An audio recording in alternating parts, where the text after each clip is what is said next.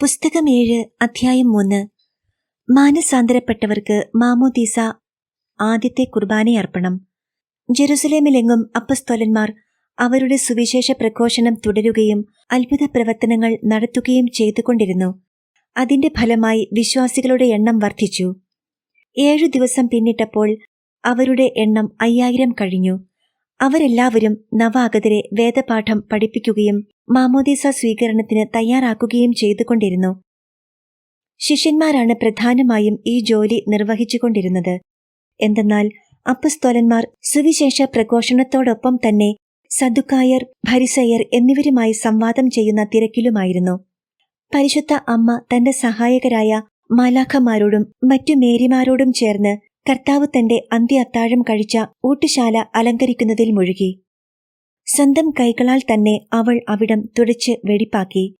അടുത്ത ദിവസം പവിത്രീകരണത്തിനായുള്ള അവന്റെ വരവിനുള്ള തയ്യാറെടുപ്പായിരുന്നു അത്.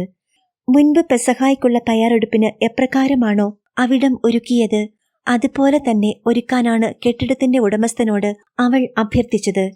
പുളിപ്പില്ലാത്ത അപ്പവും ആവശ്യത്തിനു വേണ്ട വീഞ്ഞും അവൾ ഒരുക്കിവെച്ചു. അന്ത്യ അത്താഴവേളയിൽ സമർപ്പണത്തിനായി ഉപയോഗിച്ച കാസയും പീലാസയും തന്നെ അതിനായി കരുതിവെച്ചു. മാമോദീസ നൽകാനുതകും വിധം ശുദ്ധജലവും അത് പകരാനും ഭക്ത്യാദരപൂർവം ചടങ്ങുകൾ നിർവഹിക്കാനും വേണ്ടുന്ന തുറന്ന പാത്രങ്ങളും സജ്ജമാക്കി. അതിനുശേഷം സ്നേഹവതിയായ അമ്മ തന്റെ മുറിയിൽ കയറി വിശ്രമിച്ചു. തുടർന്നുള്ള സമയം മുഴുവൻ തീവ്രമായ പ്രാർത്ഥന, പ്രണാമം, കൃതജ്ഞത, സ്തോത്രം തുടങ്ങി പല ഭക്തകൃത്യങ്ങളിലും മുഴുകി. വരാനിരിക്കുന്ന മാമോദീസ ദാനത്തിനു വേണ്ടി താൻ തന്റെ സ്വർഗീയ ജ്ഞാനത്താൽ ചെയ്യേണ്ട എല്ലാ സഹായങ്ങളും എത്തിച്ചു കൊടുത്തു. അവയെല്ലാം നിത്യപിതാവിന് സമർപ്പിക്കുകയും ചെയ്തു. പന്തക്കുസ്തായുടെ 8-ാം ദിവസം എല്ലാ വിശ്വാസികളും വിശ്വാസാർത്ഥികളും അപ്പസ്തോലന്മാർക്കും ശിഷ്യർക്കുമൊപ്പം സെഹിയോൻ ഊട്ടുശാലയിൽ സമ്മേളിച്ചു. വിശുദ്ധ പത്രോസ് അവരോട് മാമോദീസയുടെ പ്രാധാന്യത്തെയും പ്രസക്തിയെയും പറ്റി പ്രസംഗിച്ചു. ഈ കൂദാശിയുടെ സ്വഭാവം, അതിന്റെ മഹത്വം, അതിന്റെ വിശുദ്ധ ഫലങ്ങൾ എന്നിവ അവർക്ക് ലഭ്യമാകേണ്ടതിന്റെ ആവശ്യകതയെക്കുറിച്ച് പത്രോസ് അവർക്ക് മനസ്സിലാക്കിക്കൊടുത്തു. ദൈവനിയമത്തിന് അവരെല്ലാം സ്വാഭീഷ്ടപ്രകാരം സ്വയം സമർപ്പിച്ചിരിക്കയാൽ അതിന് വിധേയപ്പെട്ട് ജീവിക്കണമെന്ന് അദ്ദേഹം അവരോട് ഉപദേശിച്ചു. ഈ വരദാനത്തിനും തങ്ങൾക്കു ലഭിച്ച മറ്റെല്ലാ കൃപകൾക്കുമായി അവരോരോരുത്തരും ദൈവത്തിന് കൃതജ്ഞതയർപ്പിക്കാനും പത്രോസ് അവരെ ആഹ്വാനം ചെയ്തു. പരിശുദ്ധ കുർബാനയാകുന്ന നിഗൂഢവും പരിശുദ്ധവുമായ സത്യമെന്തെന്നും അവർക്ക് വെളിപ്പെടുത്തി. പരിശുദ്ധ കുർബാന ക്രിസ്തുവിന്റെ ശരീരരക്തങ്ങളുടെ ആഘോഷമാണ്. അതിനാൽ മാമോദീസ സ്വീകരിച്ചവർ പരിശുദ്ധ ദിവ്യകാരുണ്യം സ്വീകരിക്കുന്നത് വലിയൊരാഘോഷമാണെന്നും പത്രോസ് അവരെ അനുസ്മരിപ്പിച്ചു. പത്രോസിന്റെ പ്രസംഗം എല്ലാ നവവിശ്വാസികളിലും വലിയ ആവേശമുണർത്തി. അവരുടെ മനസ്സുകൾ ആത്മാർത്ഥത നിറഞ്ഞതായിരുന്നു. അപ്പസ്തോലന്മാരുടെ വാക്കുകൾ ഏറെ സൂക്ഷ്മവും കൃത്യതയുള്ളതുമായിരുന്നു. ആന്തരിക വരപ്രസാദം അവിടെ സമൃദ്ധിയായി നിറഞ്ഞുനിന്നു. തുടർന്ന് അപ്പസ്തോലന്മാർ മാമോദീസ നൽകാൻ തുടങ്ങി. എല്ലാവരും ഭക്തിയോടും ശ്രദ്ധയോടും കൂടി അതിൽ പങ്കെടുത്തു. ഊട്ടുശാലയുടെ പ്രധാന വാതിലിൽ കൂടി അർത്ഥികൾ ഉള്ളിൽ പ്രവേശിച്ചു. ശിഷ്യന്മാരും മറ്റു വിശ്വാസികളും സഹായികളായി സഹകരിച്ചു. മാമോദീസ സ്വീകരിച്ച ശേഷം മറ്റൊരു വാതിലിൽ കൂടി പുതുക്രിസ്ത്യാനികൾ പുറത്തുവന്നു. ഊട്ടുശാലയുടെ ഒരു വശത്തുള്ള ചെറിയ മുറിക്കുള്ളിൽ മാതാവുണ്ടായിരുന്നു.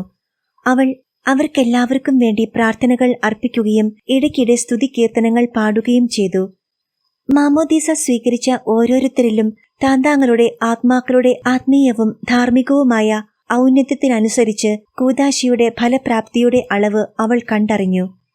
ആ മനുഷ്യരുടെ ആത്മാക്കൾ കുഞ്ഞാടിന്റെ രക്തത്താൽ കഴുകപ്പെട്ട് വിശുദ്ധി പ്രാപിച്ചിരിക്കുന്നതും അവർ കളങ്കമില്ലാതെ ദൈവിക വിശുദ്ധി നേടിയിരിക്കുന്നതും അവൾ കണ്ടു. മാമോദീസ സ്വീകരിച്ച ഓരോ ആത്മാവിന്റെയും മേൽ പ്രകാശം ഇറങ്ങിവരുന്നത് അവർ നേടിയ വിശുദ്ധിയുടെ ദൃശ്യമായ അടയാളമായിരുന്നു. അവിടെ കൂടിയിരുന്ന എല്ലാവരും മാമോദീസ സ്വീകരിച്ചു തീരും വരെ അത് തുടർന്നു. അതിനുശേഷം മാമോദീസ സ്വീകരിച്ചവരെല്ലാവരും കൃതജ്ഞതാസ്തോത്രം അർപ്പിക്കുമ്പോൾ അപ്പസ്തോലന്മാരും ശിഷ്യന്മാരും പ്രാർത്ഥനയിൽ മുഴുകി. അവരെല്ലാവരും സാഷ്ടാംഗം വീണ് ദൈവത്തെ ആരാധിച്ചു. കർത്താവിന്റെ അൾത്താരയിലെ ഏറ്റവും വിശിഷ്ടമായ കൂദാശയെ സ്വീകരിക്കുന്നതിന് തങ്ങൾക്കുള്ള അയോഗ്യതയെ ഏറ്റുപറഞ്ഞു. ഇപ്രകാരം ആഴമേറിയ വിനയത്തോടും അനുതാപത്തോടും കൂടി അവർ ഉടൻ തന്നെ ദിവ്യകാരുണ്യം സ്വീകരിക്കാനൊരുങ്ങി. എന്നിട്ടവർ കർത്താവ് ചൊല്ലാറുണ്ടായിരുന്ന സങ്കീർത്തനങ്ങളും പ്രാർത്ഥനകളും ഉരുവിട്ടു. ഈ പ്രാർത്ഥനകളും സങ്കീർത്തനങ്ങളും ദിവ്യരഹസ്യ പരികർമ്മങ്ങളിൽ അവിടുന്ന് ചൊല്ലിയിരുന്നു. ഇക്കാര്യത്തിൽ കർത്താവ് ചെയ്ത ദിവ്യകർമ്മത്തെ അവർ കൃത്യമായി അനുകരിക്കുകയായിരുന്നു. വിശുദ്ധ പത്രോസ് തന്റെ കരങ്ങളിൽ പുളിപ്പില്ലാത്ത അപ്പമെടുത്തുയർത്തി, എന്നിട്ട് സ്വർഗത്തിലേക്ക് കണ്ണുകളുയർത്തി മുൻപ് കർത്താവ് ചെയ്തതുപോലെ അവിടുന്ന് മൊഴിഞ്ഞ കൂദാശാവചനങ്ങൾ ഉച്ചരിച്ചു. അപ്പം കർത്താവിന്റെ തിരുശരീരമായി മാറി. ആ നിമിഷത്തിൽ ഊട്ടുശാല അനേകായിരം മാലാഖമാരുടെ സാന്നിധ്യം സൃഷ്ടിച്ച ഉജ്ജ്വല ശോഭ കൊണ്ട് നിറഞ്ഞു. ഈ പ്രഭയുടെ കേന്ദ്രബിന്ദു സ്വർഗത്തിന്റെയും ഭൂമിയുടെയും രാജ്ഞിയായ ദിവ്യാംബികയായിരുന്നു. ഇത് അവിടെ സമ്മേളിച്ചിരുന്നവരെല്ലാം ദർശിച്ചു. അതിനുശേഷം വിശുദ്ധ പത്രോസ് കാസയെടുത്ത് വാഴ്ത്തി മറ്റു കർമ്മങ്ങളെല്ലാം അനുഷ്ഠിച്ചു. അവയെല്ലാം കർത്താവ് കാണിച്ച മാതൃകയിൽ തന്നെയായിരുന്നു. ശരീരരക്തങ്ങൾ കരങ്ങളിൽ ഉയർത്തി എല്ലാവരുടെയും ആരാധനയ്ക്കായി സമർപ്പിച്ചു. പരിശുദ്ധ അമ്മയുടെ നിർദ്ദേശപ്രകാരം അപ്പസ്തോലർ അവ ആദ്യം ഉൾക്കൊള്ളുകയും ചെയ്തു. അതിനെ തുടർന്ന് പത്രോസിന്റെ കയ്യിൽ നിന്ന് അമ്മയും അത് സ്വീകരിച്ചു. ആ നേരത്ത് അവിടെ സന്നിഹിതരായ സ്വർഗീയ അരൂപികൾ ആഴമായ ആരാധനയും പുകഴ്ചയും സ്തുതിയും അർപ്പിച്ചു. അൾത്താരയെ സമീപിച്ചപ്പോൾ പരിശുദ്ധ അമ്മ 3 തവണ കുനിഞ്ഞ് പ്രണമിക്കുകയും തന്റെ മുഖം ഭൂമിയിൽ ആദരപൂർവ്വം സ്പർശിക്കുകയും ചെയ്തു. അവൾ അതിനുശേഷം സ്വസ്ഥാനത്തേക്ക് മടങ്ങി. പരിശുദ്ധ അമ്മയുടെ മേൽ പരിശുദ്ധ കുർബാനയുടെ സാന്നിധ്യമുണർത്തിയ പ്രതികരണങ്ങളും ഫലങ്ങളും വർണ്ണനാതീതമാണ്. ശിഷ്യന്മാർ പരിശുദ്ധ കുർബാന വിതരണം ചെയ്തുകൊണ്ടിരുന്നു. ആദ്യം അവർക്ക് തന്നെയും തുടർന്ന് സ്വർഗാരോഹണത്തിനു മുൻപേ അവരോടൊപ്പം വിശ്വാസികളായവർക്കും നൽകി. എന്നാൽ അന്ന് മാമോദിസ സ്വീകരിച്ച 5000 പേരിൽ 1000 പേർ മാത്രമേ ദിവ്യകാരുണ്യം സ്വീകരിച്ചുള്ളൂ. കാരണം അൾത്താരയിലെ ഈ മഹാരഹസ്യം സ്വീകരിക്കുന്നതിനുള്ള ദിവ്യമായ ഉൾക്കാഴ്ചയും വേണ്ട തയ്യാറെടുപ്പും മറ്റുള്ളവർക്ക് അപ്പോഴുണ്ടായിരുന്നില്ല. ക്രിസ്തുവിന്റെ കൗദാശിക ശരീരത്തെ അപ്പത്തിന്റെ രൂപത്തിൽ പരിശുദ്ധ കന്യകാമറിയത്തിന്റെ മാറിൽ ഭദ്രമായി എന്നേക്കും സൂക്ഷിക്കുക എന്ന അതുല്യവും ഉദാരവുമായ വരത്തെ വിശദീകരിക്കുന്നതിന് ചില കാര്യങ്ങൾ നാം അറിയണം. പരിശുദ്ധ അമ്മയുടെ മേൽ അവളുടെ പുത്രൻ തന്റെ അനർഗളവും അനന്തവുമായ സ്നേഹം മുഴുവൻ ഒഴുക്കിയിരിക്കുന്നു. അതുമൂലം നമ്മുടെ നിത്യരക്ഷയിലുള്ള ഉറപ്പ് സ്വന്തമാക്കാൻ നമുക്കും സാധിച്ചിരിക്കുന്നു. നമ്മുടെ ജീവിതങ്ങളെ സുരക്ഷിതമാക്കാൻ അവളുടെ കരങ്ങൾ പ്രാപ്തമാണെന്ന് നാം അറിയുന്നു. മേൽ വിവരിച്ച സത്യങ്ങളുടെ ചുവട് പിടിച്ച് എനിക്ക് വെളിപ്പെട്ട എല്ലാ കാര്യങ്ങളും ഞാനിവിടെ വിവരിക്കുകയാണ്. സ്വർഗീയ രാജ്ഞി തന്റെ ദൈവവും മനുഷ്യനുമായ പുത്രനോടൊപ്പം ഈ ഭൂമിയിൽ 33 വർഷം ജീവിച്ചു. തന്റെ കന്യാഗർഭത്തിൽ അവൻ ഉരുവായ നിമിഷം മുതൽ കുരിശുമരണം വരെയും അവൾ അവനിൽ നിന്ന് അകന്നു നിന്നില്ല. അവൾ അവനെ പാലൂട്ടുകയും ശുശ്രൂഷിക്കുകയും അനുഗമിക്കുകയും ചെയ്തു. മകളായും പങ്കാളിയായും ഏറ്റവും വിശ്വസ്തയായ ദാസിയായും സ്നേഹിതയായും അവൾ അവന്റെ ദർശനത്തിൽ ആനന്ദം കൊണ്ടു. അവന്റെ സ്നേഹഭാഷണങ്ങളും പ്രമാണങ്ങളും അനുഗ്രഹങ്ങളും അവൾ തന്റെ അനുഗ്രഹീതമായ സദ്ഗുണങ്ങളാൽ ഇഹലോക ജീവിതകാലത്ത് സ്വന്തമാക്കി. ക്രിസ്തു സ്വർഗത്തിലേക്കുയർന്നപ്പോൾ അവനോടൊപ്പം തന്റെ മാതാവിനെയും കരയേറ്റുക എന്നത് ന്യായവും യുക്തവുമായ കാര്യമായിരുന്നു. തന്റെ ഏറ്റവും സ്നേഹവതിയായ അമ്മയുടെ സാന്നിധ്യവും സമ്പർക്കവും അവിടെയും അവന് നഷ്ടമാകാൻ പാടില്ല. എന്നാൽ അതിന് മറുവശമായി ഭൂമിയിൽ ഇപ്പോഴും ആയിരിക്കുന്ന മാതാവിനും തന്റെ പുത്രന്റെ സഹവർത്തിത്വം നഷ്ടമാകാൻ പാടില്ല. എന്നാൽ അവർ രണ്ടുപേരും ഒരേ തീഷ്ണതയോടെ പങ്കുവയ്ക്കുന്ന മനുഷ്യ സ്നേഹത്തെ പ്രതി മേൽ പറഞ്ഞ പ്രകാരമുള്ള മാതൃപുത്രബന്ധം അഴിക്കേണ്ടിയിരുന്നു. അതിൻ പ്രകാരം കരുണാമയിയായ അമ്മ ലോകത്തിലേക്കു തിരികെ വന്ന് സഭയുടെ സ്ഥാപനത്തിൽ പങ്കാളിയാകേണ്ടിയിരുന്നു. അതിനാൽ അവൾ തന്റെ പുത്രനോട് താൽക്കാലികമായി സ്വർഗത്തിൽ നിന്ന് വിടവാങ്ങി. എന്നാൽ പുത്രനാകട്ടെ അമ്മയുടെ ഇപ്രകാരമുള്ള ത്യാഗത്തിന് കടം വീട്ടേണ്ടിയിരുന്നു. തന്റെ സ്നേഹത്തിന്റെ തീഷ്ണതയാലും ദൈവിക ശക്തിയാലും ഇക്കാര്യം നടപ്പാക്കുക അവിടുത്തെ ബാധ്യതയായിരുന്നു. ലോകത്തിലെ മറ്റെല്ലാവരുടെയും സ്നേഹം ഒന്നിച്ചുവച്ചാലും പരിശുദ്ധ അമ്മയുടെ സ്നേഹത്തിനൊപ്പമാകുകയില്ല. സുവിശേഷത്തിലെ നല്ലിടയൻ തനിക്കുള്ള 99 ആടുകളെയും വിട്ട് നഷ്ടപ്പെട്ട ഒന്നിനെ തേടിപ്പോകുമ്പോൾ അവൻ വലിയ ഒന്നിനെ വിട്ട് ചെറിയ ഒന്നിന്റെ പുറകെ പോയ മൂഢനാണെന്ന് നാം പറയുകയില്ല. അങ്ങനെയെങ്കിൽ നല്ലിടയൻ തനിക്കുള്ള മറ്റെല്ലാ വിശുദ്ധരെയും വിട്ട് തന്റെ ആത്മാർത്ഥ സ്നേഹപാത്രമായവളായ മാതാവിന്റെ സാന്നിധ്യമല്ലേ തേടുക? സംശയമില്ല, തന്റെ പ്രിയങ്കരിയും പങ്കാളിയുമായവളുടെ ദൃഷ്ടികൾ അവന്റെ നേർക്കയക്കപ്പെടുമ്പോൾ എത്ര വേഗത്തിലായിരിക്കും ഭൂമിയിലേക്ക് പറന്നിറങ്ങുക. ഉത്തമഗീതം 6:4. ഈ ഭൂമിയിലേക്കാണല്ലോ അവൻ മനുഷ്യമക്കളുടെ രക്ഷ സാക്ഷാത്കരിക്കാൻ മുൻപ് വന്നിറങ്ങിയത്. മനുഷ്യ മക്കൾക്കുവേണ്ടി സഹിക്കാൻ ഒരുങ്ങിയാണ് അവൻ ഈ ഭൂമിയിലേക്ക് വന്നതെങ്കിലും അവന് ഈ വാസസ്ഥലം ആകർഷകമായിരുന്നില്ല.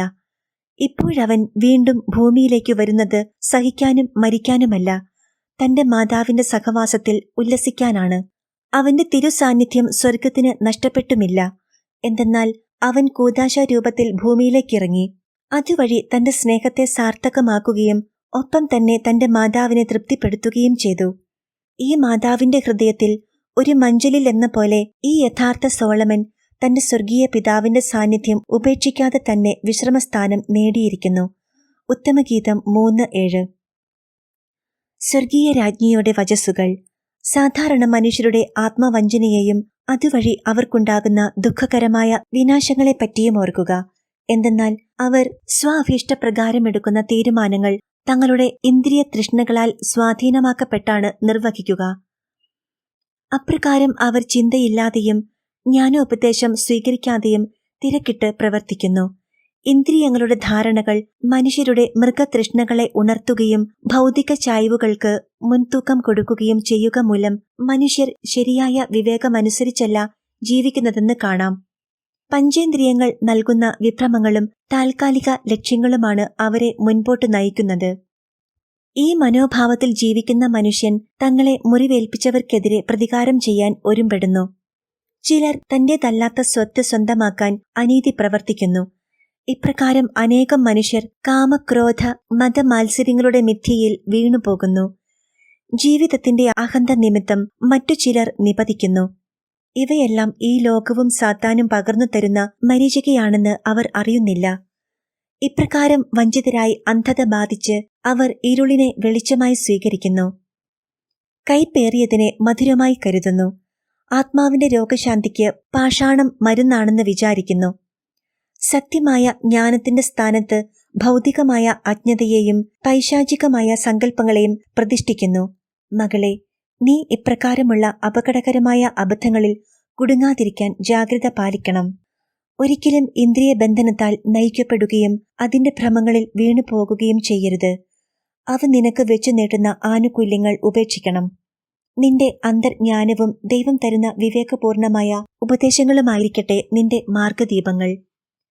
അവ ഇരുളിൽ നിന്ന് നിന്നെ രക്ഷിക്കുമാറാകട്ടെ. തീർച്ചയായും ദൈവം നിനക്ക് നല്ല വഴി കാട്ടിത്തരും. നീ തീരുമാനങ്ങൾ എടുക്കും മുൻപ് നിന്റെ മേലധികാരികളെയും ഗുരുക്കന്മാരുടെയും ഉപദേശങ്ങൾക്ക് ചെവി കൊടുക്കണം. അങ്ങനെയുള്ളവരെ കിട്ടിയില്ലെങ്കിൽ വിവേകമുള്ള മനുഷ്യരെ, അവർ നിന്റെ കീഴിലുള്ളവരാണെങ്കിൽ പോലും അവരെ ആശ്രയിക്കണം. സ്വന്തം ഇഷ്ടം ഒരുപക്ഷെ അപകടമാകാം. ബാഹ്യജീവിത വ്യാപാരങ്ങളിൽ അനുവർത്തിക്കേണ്ട നിയമമിതാണ്. അക്കാര്യത്തിൽ വീണ്ടുവിചാരം, രഹസ്യാത്മകത, സാഹോദര്യം എന്നീ തത്വങ്ങൾ ഔചിത്യപൂർവം ഉപയോഗിക്കണം. ഒരു നാവികന് ധ്രുവനക്ഷത്രം എന്ന പോലെ ഏതു കാര്യത്തിലും നിന്റെ ആന്തരിക വെളിച്ചം നിന്നെ നയിക്കട്ടെ. എന്തെന്നാൽ സഹജീവികളൊത്ത് കഴിയുന്ന ഈ ലോകം അപകടങ്ങൾ നിറഞ്ഞ ഒരു കടലിടുക്കാകുന്നു. അവിടെ ആകസ്മിക വിനാശങ്ങൾ ഉണ്ടാകാൻ എപ്പോഴും സാധ്യതയുണ്ട്. അപ്രകാരം നശിക്കാൻ ഇടവരാതിരിക്കട്ടെ.